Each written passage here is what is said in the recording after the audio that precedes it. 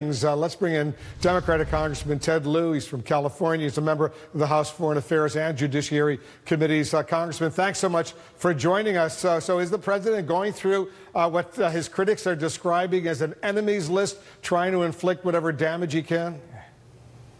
Thank you, Wolf, for your question. That's absolutely correct. And I think it's important to understand that just because a president has the power to take an action doesn't mean it's legitimate. So, for example, if someone were to bribe the president and say, I'm going to give you $10,000 in exchange to get a security clearance, and the president agreed, that would not be legitimate.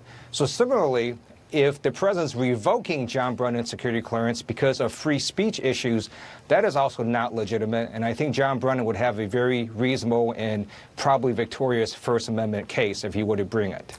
Did Brennan go too far in describing the president's behavior as, and he threw out the word treasonous? I think different people can look at what the president did in Helsinki, the way he kowtowed to Vladimir Putin, and come away with that conclusion.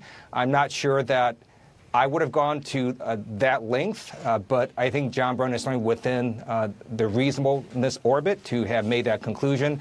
And people can also look at the Trump Tower meeting and reasonably conclude that that was collusion. Collusion is different than treason. Yes, it absolutely is. And by the way, Donald Trump today tweeted that there's no crime as collusion. That's true. It's just called conspiracy in legal terms. But yes, treason is a strong word. I agree with that. All right. There was, as you know, the weekend reporting that the White House counsel, Don Mcgahn, he has been cooperating extensively with Robert Mueller's Russia probe. The president says he encouraged that kind of cooperation, but it's unclear what Mcgahn said. Is this Mcgahn trying to protect himself legally down the road? He's the White House counsel. He's not the president's personal attorney.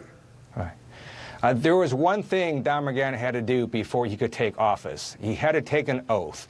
And that was not an oath to Donald Trump or to any political party.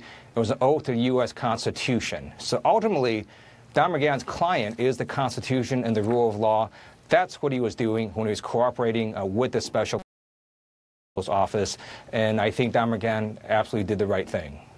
As you know, the president was doing some spin control on Mcgahn's 30 hours of Q&A with the Mueller team, refuting any suggestion that Mcgahn is, in the president's words, a John Dean-style rat. John Dean, of course, was the Nixon administration's, the White House counsel during the Nixon administration, a whistleblower.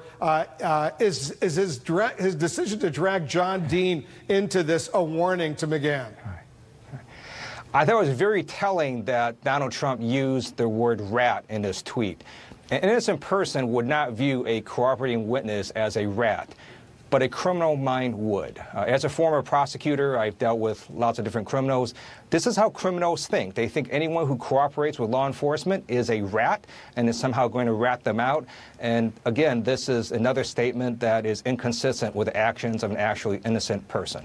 Since Don Mcgahn is a White House counsel, not the president's personal attorney like Rudy Giuliani, did he have any choice in testifying, in agreeing to Q&A with the Robert Mueller team? I think ultimately if Robert Mueller had subpoenaed him, he would have had to do so. But according to Donald Trump himself, he gave Don Mcgahn the permission to go do these interviews. So now the president appears to regret it. And again, if you're actually innocent, you wouldn't regret Don Mcgahn doing this. You would have nothing to hide. But it looks very much that Donald Trump has a lot to hide from the American people. Congressman Ted Lieu, as usual, thanks for joining us. Yeah.